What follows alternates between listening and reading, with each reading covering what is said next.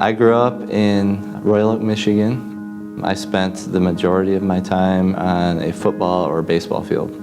Fast forward, I ended up receiving a full-ride baseball scholarship at Central Michigan. That's where I met my wife, Autumn, and during that summer, I had been working with a guy that was going to be a pastor.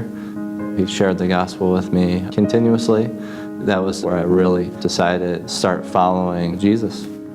My father was a police officer for 28 years, and it was really something that I wanted to do. So after I graduated from Central Michigan, I basically took a map and I said, I'd like to live there, I'd like to live there, I'd like to live there. And I applied to police departments in all the different areas. I flew out to Phoenix and had my background interview, and it was a bright sunny day, and there was a rainbow over the top of the police station. So I might be a little slow, but I can usually read a neon sign, so I knew that this was probably going to be the place where God had in store. I was #1 recruit in the whole state of Arizona, and so that really started my career off on a positive note.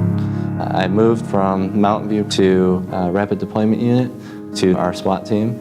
From there, our Homeland Defense Bureau promoted to sergeant, and I just promoted to lieutenant. And that's been the past 15 years in a nutshell.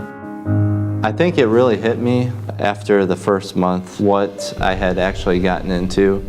I graduated 2 weeks after 9/11 happened. We were out on Thanksgiving.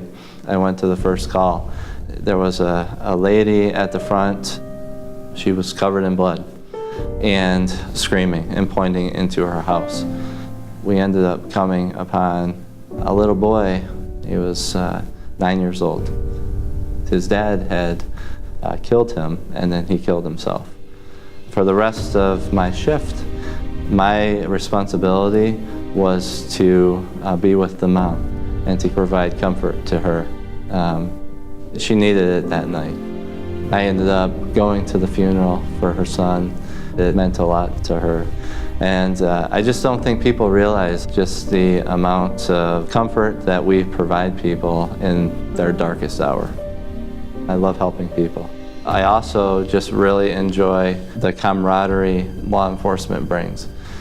It's become a little bit more difficult, everything that has been happening in our country. My kids are asking tough questions now.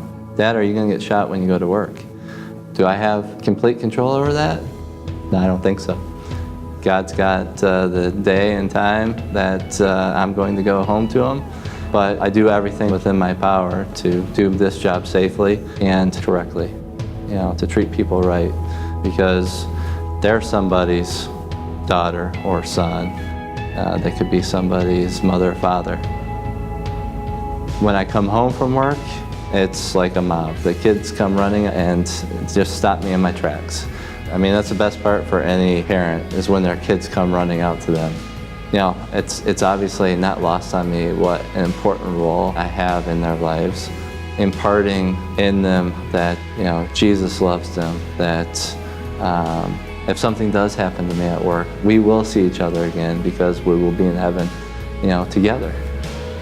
When I get ready for work and I put my uniform on, I've got a lot of pins on. Everything on my uniform that I wear, it means something to me. I think of my dad, the lessons that he taught me, and the way to treat people. It's just amazing when you can look back at the chapters of your life and you can see God's hand in every single chapter. No, I'm just extremely thankful for my wife, Autumn, my children. They're just amazing for this job.